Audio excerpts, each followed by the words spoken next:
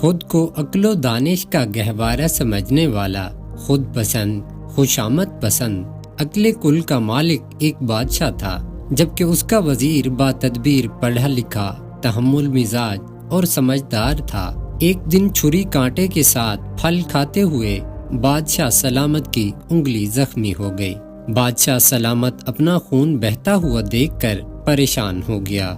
وزیر نے کہا، ذل الہی، فکر کی کوئی بات نہیں، اس میں بھی اللہ تعالیٰ کی طرف سے کوئی حکمت پوشیدہ ہوگی۔ نازک مزاج بادشاہ سلامت چلا اٹھے، میری انگلی کٹ گئی اور اسے اس میں کوئی بہتری نظر آ رہی ہے۔ داروغہ سے کہا، اسے جیل میں ڈال دو۔ وزیر کو جیل میں ڈالنے لگے تو وہ بولا، اس میں بھی کوئی بہتری ہوگی۔ کچھ دنوں بعد بادشاہ کی انگلی ٹھیک ہو گئی۔ وزیر ابھی تک جیل میں ہی تھا۔ بادشاہ سلامت ایک دن اکیلے ہی جنگل کی طرف نکل گئے۔ واپسی پر راستہ بھٹک گئے اور کسی دوسرے علاقے میں پہنچ گئے۔ وہاں کے وحشی لوگ بادشاہ سلامت کو پکڑ کر اپنے سردار کے پاس لے گئے۔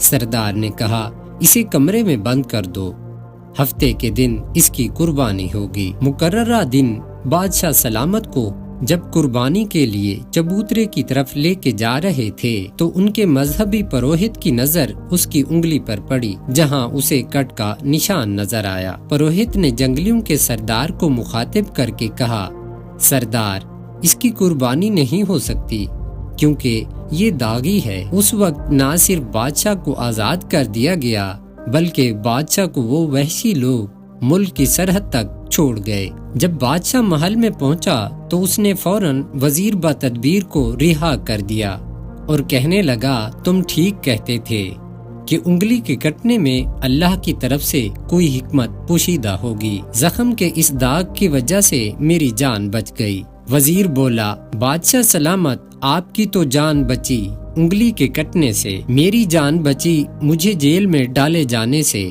خدا نخواستہ میں آپ کے ساتھ ہوتا تو ان لوگوں نے میری قربانی کر دینی تھی۔ دونوں کی زبان سے بے اختیار نکلا، سچ ہے، اللہ تعالیٰ کے ہر کام میں حکمت پوشیدہ ہوتی ہے۔